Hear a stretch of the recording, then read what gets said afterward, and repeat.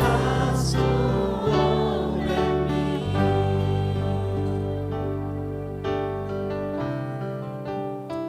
Señor, queremos que tú hagas tu obra en nosotros, Señor. Queremos mostrarnos corazones, Señor, dispuestos a que tú hagas la obra en nosotros, Señor. Porque hemos buscado por mucho tiempo, Señor, tu presencia, Señor.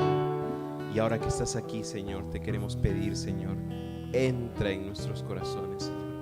Cambia nuestra manera de ser, Señor, a lo que tú quieras, Padre. Te damos gracias, Señor, porque 1000 preguntas pasaron por nuestra cabeza sabiendo qué es lo que pasaba, Señor, en nosotros. Pero tú eres la única respuesta, Señor. Tú eres la verdad y vida, Señor, en nuestras vidas. Te damos gracias, Padre. Sí, Señor.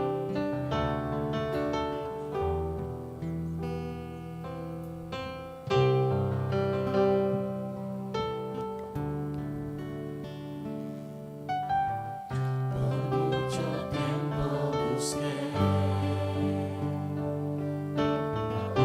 una razón de vivir en medio de mi pregunta.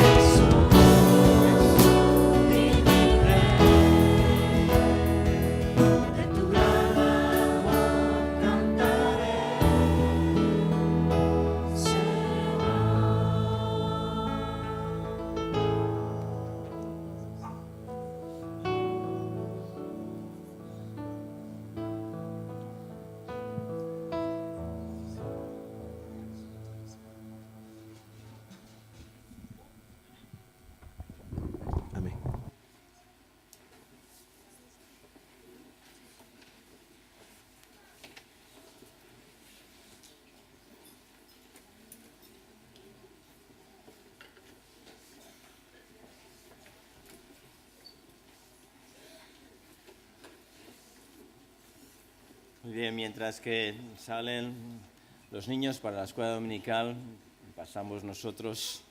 Hay asientos disponibles, esperamos que pronto ya no quepamos, pero de momento todavía tenemos algún asiento libre por aquí delante. Así que damos gracias a Dios porque Él está bendiciendo nuestra iglesia en este sentido.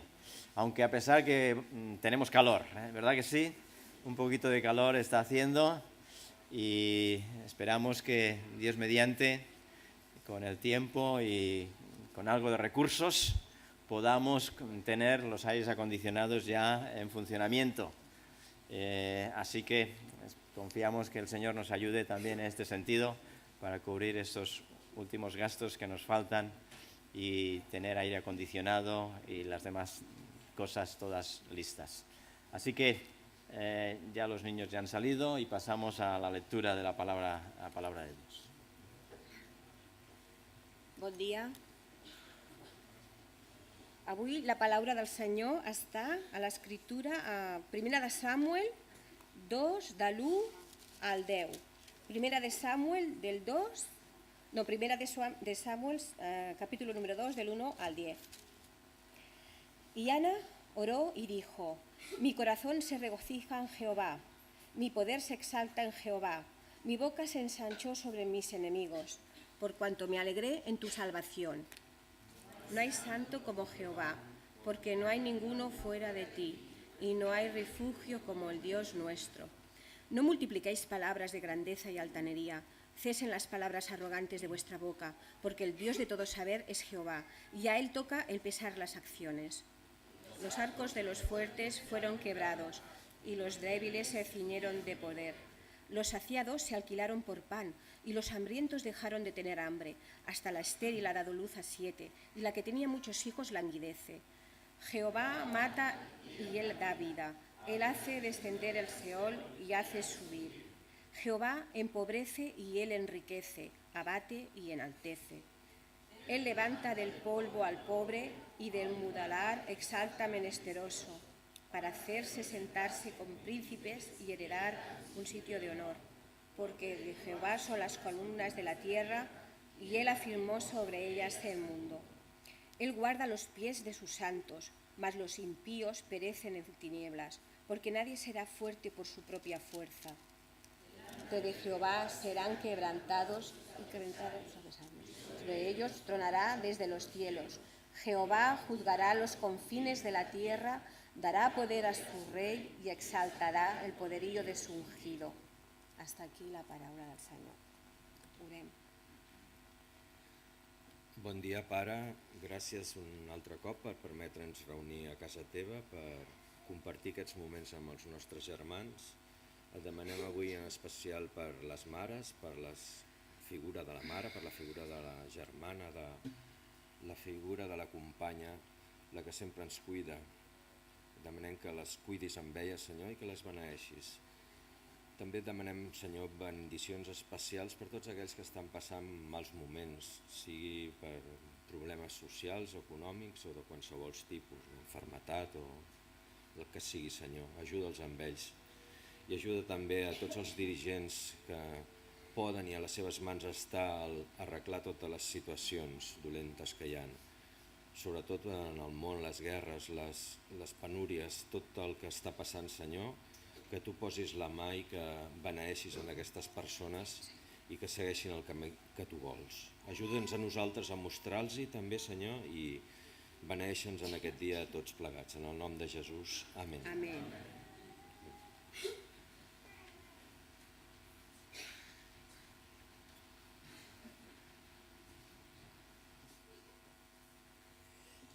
Muy buenos días. Hace unos días estaba en casa poniendo en orden las notas de mis mensajes durante todo este tiempo que estamos asistiendo aquí a Gallolá, un montón así, Y mientras miraba los temas de los mensajes que había predicado aquí, 1 año, 2 años, 5 años, 10 años, me preguntaba, ¿cuántos recordarán lo que se habló en aquel tiempo, los mensajes, lo que se ha predicado en estos años pasados? Y es una buena pregunta, ¿verdad? ¿Por qué digo esto? Porque como introducción al mensaje de hoy, un día muy especial en el que recordamos las madres, pensaba leer algo que encontré o que estaba en casa, un pequeño artículo, y pensaba leerlo ahora justamente esta mañana a modo de introducción. Lo voy a hacer y de todas maneras. Pero lo interesante es esto, porque resulta que descubrí que el pastor tiró de hemeroteca, como se dice comúnmente aquí, ¿no? Y lo mismo que yo pensaba leer está en el boletín de hoy. Pero lo interesante es que, no sé si lo recordáis, si habéis leído antes ese artículo. ¿Lo habéis leído? ¿Alguien lo ha leído antes de hoy? ¿No? ¿Sabes una cosa? Esto fue publicado en el boletín del domingo 12 de mayo de 2013. Por eso digo que a veces nuestra memoria nos juega una mala pasada, ¿no? Lo único que ha cambiado es era una camiseta, ahora tenemos otro dibujito ahí, pero el artículo era exactamente el mismo. De todas maneras, es muy interesante lo que allí dice y simplemente lo voy a leer a modo de introducción, puesto que simplemente nos ubica un poquito acerca de lo que es el tema y de lo que es este día tan especial, sobre todo para todas las madres. Segundo domingo de mayo, en el cual estamos recordando precisamente todas aquellas madres, nuestras madres o las madres que estamos concurriendo, que estamos aquí en este lugar. Es una celebración, eso lo dice este artículo, que se remonta a la antigua Grecia, no es algo muy reciente, donde se rendían honores a una de las diosas, Rea, la madre de los dioses.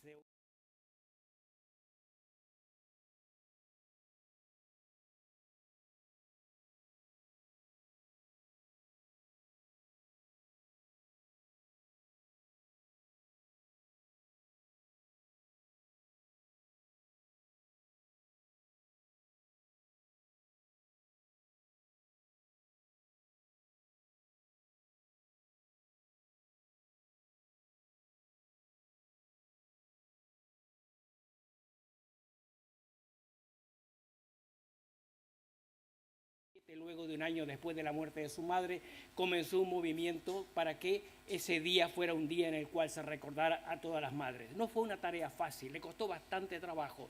Movimientos, manifestaciones, volantes, avisos, una cantidad de cosas. Y hasta que el 8 de mayo de 1914, el presidente Woodrow Wilson decretó que el Día de la Madre se celebraría en Estados Unidos el segundo domingo de cada mayo. Esta celebración pasó a Europa y a una enorme cantidad de países donde se recuerda precisamente este día de una forma muy especial, el segundo domingo de mayo, excepto España, que somos diferentes, lo tenemos el primer domingo, juntamente con 5 otros países.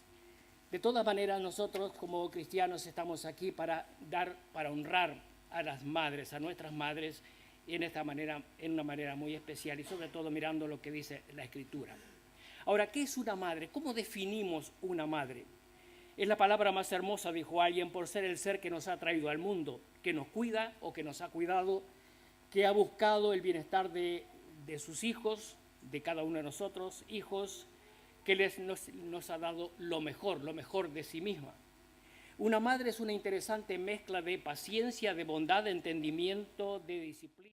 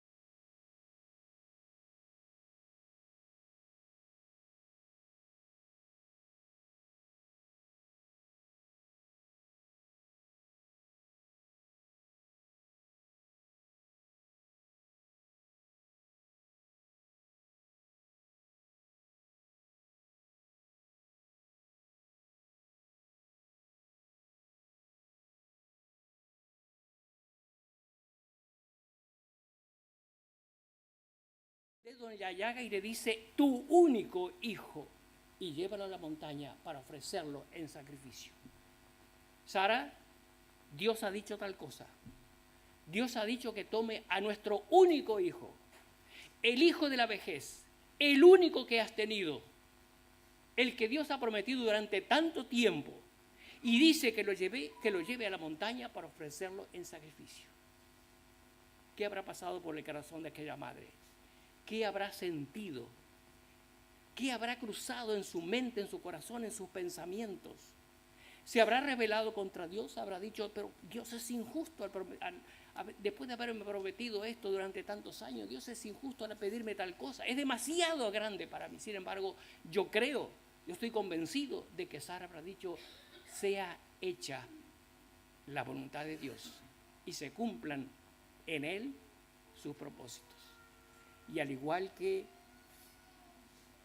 Sara, Abraham tomó a su hijo, a su único, y lo llevó a aquel lugar que Dios había determinado para ofrecerlo en sacrificio a Dios. Nosotros sabemos lo que pasó, porque conocemos el resto de la historia, pero sobre todo quiero que pensemos en lo que había en el corazón de aquella madre y en la confianza que puede ser depositada en el Dios cuando conocemos el Dios con quien tratamos, a quien servimos, a quien adoramos, a quien honramos y a quien obedecemos y a quien seguimos. No importa dónde, no importa cuándo, no importa a qué lugar, no importa en qué tiempo y en qué circunstancias.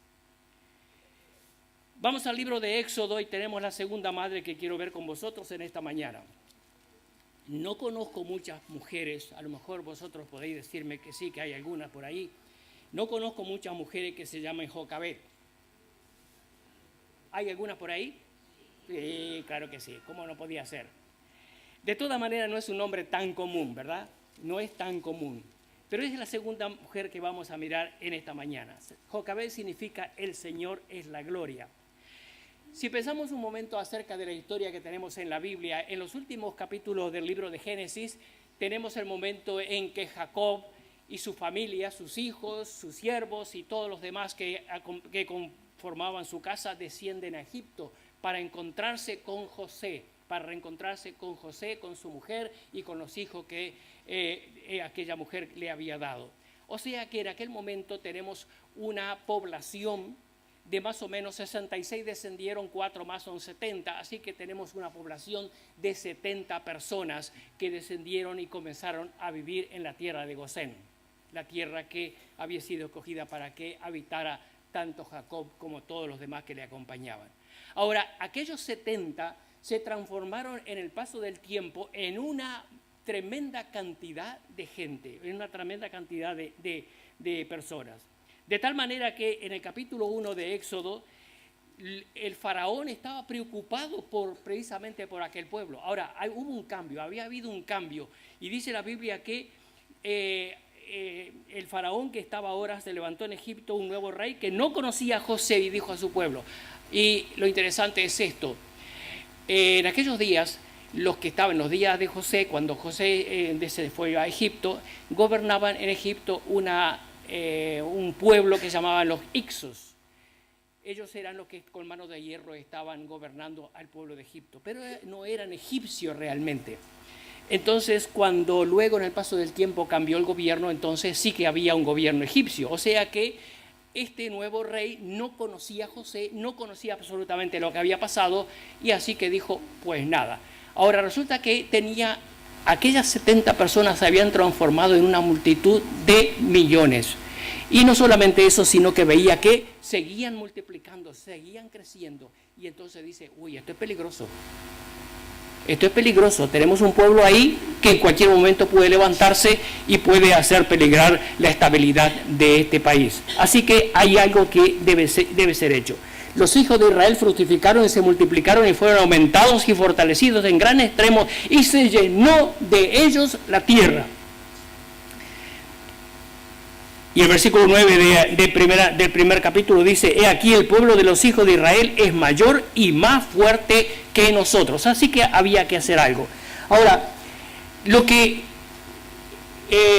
pensó este rey era que la manera más fácil era terminar con todos los hijos varones que fueran naciendo, puesto que, saben, los hijos varones son los que pueden manejar la espada, así que son los más peligrosos. Así que lo que tenemos que hacer es quitarnos de encima a todos ellos de una manera bien rápida. Así que cada vez que nacía un niño, las parteras estaban encargadas de hacerlo, o sea, matarlo.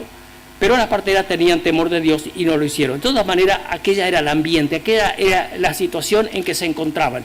Ahora, el capítulo 2 nos dice que Amram, que así se llamaba el padre de Moisés, de la familia de Leví, fue y tomó por mujer a Jocabed, que también era hija de Leví, la cual concibió y dio a luz un niño. Ahora, este no era el primero, era el tercero, porque ya había tenido a María y también a Aarón. De todas maneras, el que ocupa la historia es precisamente este niño. Ahora, dice que porque le vio niño hermoso, le tuvo escondido durante 3 meses. Ahora, miremos un poquito esta historia. Jocabed, una madre, feliz con el niño que Dios le ha dado, pero a la vez triste por la situación que estaba viviendo, por las circunstancias que rodeaban el nacimiento de aquel niño. Cuando habían nacido los anteriores, no estaba el problema tan grave como lo estaba ahora, pero ahora sí que era una situación bastante difícil. Ahora, pensemos un momento acerca de mantener un niño callado durante 3 meses, sobre todo cuando es pequeño. ¿Qué pasaba cuando el niño lloraba o cuando hacía ruido de tal manera que pudiera alertar a todos aquellos que estaban buscando a los niños? Y me imagino que aquella madre, feliz con su niño, al mismo tiempo estaba angustiada por la situación en que se encontraba. Ella había oído el llanto de las madres a quienes sus hijos se le habían sido arrebatados y llevados a la muerte. Sabía perfectamente cuál hubiera sido el destino de aquel niño si lo hubieran encontrado. Seguramente apretaba cada día al niño contra su pecho, tratando de apagar o por lo menos menguar el llanto del niño en alguna de esas circunstancias. Pero 3 meses ya era demasiado tiempo, ya no podía soportar aquella situación, ya no podía mantenerlo más escondido como lo tenía hasta ahora. Así que, y conocemos bien la historia, hizo aquella arquilla de juncos y lo puso en el río para que lo encontrara la hija de Faraón. Lo interesante es que allí estaba Miriam cuidando de su hermanito, y entonces cuando va a buscar una nodriza, precisamente va a buscar a su madre. Y entonces dice el capítulo 2, versículos 2 y 3, más adelante, cuando el niño creció, ella lo trajo a la hija de Faraón, la cual lo prohijó y le puso por nombre Moisés, diciendo: porque lo saqué de las aguas, lo saqué. Cuando el niño tenía más o menos la edad de 5 o 6 años, fue entonces cuando fue llevado al palacio, y los siguientes 40 años vivió en el palacio, educado en la sabiduría y todo el conocimiento de los egipcios. Ahora, miremos un momento la circunstancia y sobre todo a esta madre. Tuvo su hijo durante más o menos 5 años. Ahora, los 5 primeros años, o 5 o 6 primeros años de un niño son los más importantes en la vida del niño. Lo que sea de mayor es lo que tenga o lo que reciba durante ese tiempo. En los países nórdicos, los países de tradición protestante, cualquiera de los países nórdicos como Finlandia, Suecia, Noruega, Dinamarca, en esos países los niños no van a la escuela hasta los 7 años, porque ellos entienden, ellos creen, ellos sostienen que el niño debe adquirir los valores morales, los valores espirituales, los valores que conformarán el carácter del niño en su hogar. Luego en la escuela adquirirá el conocimiento que le ayudará a enfrentar la vida, pero los valores más importantes de una persona los va a adquirir en el hogar. Así que el niño no va a la escuela hasta los 7 años. Los comunistas decían, una frase que estaba muy en boga en el tiempo fuerte del comunismo, y decían de esta manera: dame un niño durante 5 años y será comunista toda su vida. Precisamente Jocabed tuvo el niño durante 5 años. Tuvo el privilegio de enseñar al niño los valores más importantes de lo que conformaban su fe. en el Dios verdadero. Seguramente le contó al niño acerca de Abraham y cómo salió de aquel lugar a una tierra que Dios le había prometido, diciéndole: esta tierra será para ti y tu descendencia. Tal vez le contó de toda esa experiencia de este hombre de Dios, de cómo Dios le fue guiando a través de todos los tiempos, cómo Dios fue protegiendo luego a Abraham, Isaac, Jacob, los patriarcas, y todo lo que había conformado de la historia, pero sobre todas las cosas, al Dios, el valor del conocimiento del Dios único y verdadero. Puso en el niño un cimiento muy firme acerca de promesas, sobre todo de creer, de adorar, de servir, de obedecer, de honrar al único Dios en el cual creía el pueblo de Israel. Tan firmes eran aquellos cimientos que Jocabed puso en el niño, que dice el libro de Hebreos, que cuando Moisés, hecho ya grande, rehusó llamarse hijo de la hija de Faraón, escogiendo antes ser maltratado con el pueblo de Dios que gozar de los deleites temporales del pecado. Y miremos el contraste. Moisés sabía perfectamente bien lo que era el ambiente de la esclavitud. Había vivido, aunque era un tierno niño, había vivido en aquellas chozas, tal vez malolientes, en aquellas circunstancias donde era solamente trabajar y trabajar y trabajar y nada más, tal vez con escasez de comida, con peligros, con azotes y con un sinfín de cosas. Y luego el palacio, con el esplendor, la riqueza y la belleza y todo lo que implica el imperio más poderoso de aquellos días, siendo precisamente el hijo de la hija de Faraón, nada más ni nada menos, educado en todo el conocimiento y en toda la sabiduría de Egipto, teniendo el privilegio de moverse en el palacio. Y quién sabe si no llegaría luego más tarde a ser el sucesor del emperador. Pero sin embargo, tenía un cimiento puesto en su corazón que le llevó a tomar la decisión más importante de su vida. Y dijo: esto no tiene ningún valor. Esto no tiene ningún valor. Podrá tener valores temporales, podrá tener valores para un tiempo, para unos años, para unos cuantos años, pero no tiene valores eternos, no tiene valores eternos. Y dice la Biblia en Hebreos: prefirió el vituperio de Cristo porque tenía puesta la mirada en el galardón, tenía puesta la mirada en el galardón eterno, en la eternidad.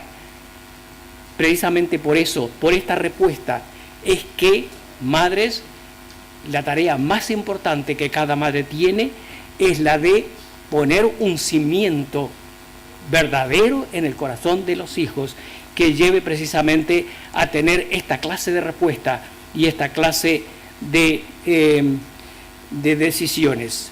Lamentablemente, la sociedad en la que vivimos obliga a muchas madres a poner a sus hijos en las manos de personas que no tienen los mismos valores que nosotros, en un mundo sin Dios y donde los valores no son precisamente aquellos que nosotros deseamos para nuestros hijos. Sin embargo, el nombre de Jocabed quedará grabado como el ejemplo de una madre que supo poner en el corazón de su hijo lo más importante de la vida. La tercera madre que vamos a mirar es el pasaje que ha sido leído en esta mañana y es en 1 Samuel, capítulo 1. La tercera madre es Ana, bien conocida también, y también le tocó vivir en tiempos complicados, difíciles. El libro de 1 Samuel está escrito en tiempos en los cuales no había, dice el último versículo del libro de los jueces, no había rey en Israel y cada uno hacía lo que le parecía. Era un ambiente bastante complicado, era un ambiente de corrupción, un ambiente en el cual se había dejado los más elementales normas de convivencia y sobre todo de relación con el Dios verdadero. Pero aquel hombre, Elcana, era un hombre fiel. Cada año subía a adorar, cada año se recorría unos cuantos kilómetros, que eran unos cuantos, con más o menos 20 kilómetros, con toda su familia, subía a adorar allí a la casa de Dios en Silo. Los primeros capítulos de 1 Samuel nos habla acerca de Ana y sobre todo la forma como el ambiente en su hogar que le tocaba vivir. También era estéril, no podía tener hijos. Ahora, esto la colocaba en una situación bastante difícil de acuerdo a la cultura hebrea. La Biblia dice de forma bien clara, los hijos son un regalo de Dios y el fruto del vientre es una recompensa. ¿Y cuántas veces habrá pensado aquella mujer precisamente de que ni tenía el regalo de Dios ni había sido recompensada? Elcana tenía además otra esposa, Penina. Ahora, en aquellos días no era que se aprobara la poligamia, pero sin embargo era una práctica común. Estamos hablando de días de decadencia, de día en el cual la espiritualidad había sido dejada de lado. Y entonces muchas veces se cogía otra esposa por distintas razones, a veces por convenios, a veces por motivos económicos, pero sobre todo se cogía otra mujer cuando se encontraba la primera esposa en las circunstancias de Ana, como la de Ana, para preservar el nombre de la familia y de esa manera tener hijos. Decía entonces que aquel ambiente de aquellos días era un ambiente de corrupción y un ambiente de idolatría y de pérdida de valores. Era día en que gobernaban los jueces, había jueces que Dios levantaba en un momento determinado. Y lo que nos dice sobre todo lo que tiene que ver con Ana es que Penina le hacía la vida imposible a Ana. Cada vez que subiera al templo se burlaba de ella, porque Elcana repartía a cada uno conforme a sus hijos para adorar al Señor, la ofrenda que debía llevar, y seguramente Penina se burlaba de ella diciendo, mira todo lo que tengo, mira todo lo que Dios me ha dado, mira los hijos que Dios me ha dado, etcétera, etcétera, y entonces aquello pesaba tremendamente sobre Ana. La crueldad de las burlas de Penina afectaba profundamente a Ana, y aunque Elcana era un hombre compasivo y la amaba, aquella situación se hacía intolerable. Entonces Ana busca un refugio que no debemos olvidarnos nosotros, puesto que está a nuestro alcance. Busca refugio en la oración. Santiago 5:13 dice, ¿está alguno de vosotros afligido? Haga oración. Y Filipenses 4:6 dice, sean conocidas vuestras peticiones delante de Dios en toda oración y ruego con acción de gracias. El Salmo 130 refleja lo que sentía Ana en aquellos momentos. De lo profundo, oh Dios, a ti clamo. De lo profundo, Señor, a ti clamo. Señor, oye mi voz, esté atento tus oídos a la voz de mis súplicas. El capítulo 1 y el versículo 9 dice, en la segunda parte del versículo, y mientras el sacerdote Elí estaba sentado en una silla junto a un pilar del templo de Jehová, ella con amargura de alma oró a Jehová y lloró abundantemente. Señor, si me dieras un hijo, yo lo dedicaré todos los días de su vida. Ana nos dice, o mejor dicho, el versículo 12 nos dice que Ana estuvo mucho tiempo orando. El versículo 15 dice que derramó su alma delante de Dios. Y el versículo 16 nos dice que aquella oración brotó de un corazón acongojado, dolorido, quebrantado, afligido por la situación en que se encontraba. Pero era una oración con fe, con tremenda fe, puesto que el versículo 18 dice que se levantó y comió y no estuvo más triste. Echa sobre el Señor tus cargas y Él te responderá. Pero deja la carga, no la traigas otra vez. Hay una ilustración acerca de alguien que se acercó a orar, y la ilustración es que llevaba una tremenda mochila sobre su espalda y oró a los pies de la cruz. Y pidió al Señor que le quitara aquella tremenda carga. Y el Señor le quitó la carga. Pero luego cuando se giró y se fue a alejar de aquel lugar donde había estado en la presencia de Dios, cogió de nuevo la mochila y se la puso sobre las espaldas. No es la idea. Si vienes en oración, si tienes cargas, si estás afligido, si estás quebrantado, deja las cargas a los pies de la cruz y no vuelvas a cargarla. Déjala en las manos de Dios. Eso es lo que hizo Ana. Porque se levantó, comió y estuvo contenta, alegre, sabiendo que había dejado en las manos de Dios su problema y sabiendo de que Dios iba a contestar conforme a su voluntad. Y el versículo 19 nos dice que Dios contestó aquella oración. Ana tuvo un niño y le puso por nombre Samuel, porque lo pedí a Dios. Aquel niño era la respuesta a su oración, era la bendición de Dios para su vida. Con cuánta dedicación y con cuánto cariño habrá criado aquel niño. Pero hay algo que es muy importante: jamás se olvidó de lo que había prometido a Dios. Y cuando llegó el tiempo, a su pesar o no, con dolor o no, pero sí con la determinación de que estaba haciendo lo que había prometido, trajo el niño y lo dejó para que sirviera en la casa de Dios. Ana era una madre plenamente consciente del poder de la oración, primera cosa.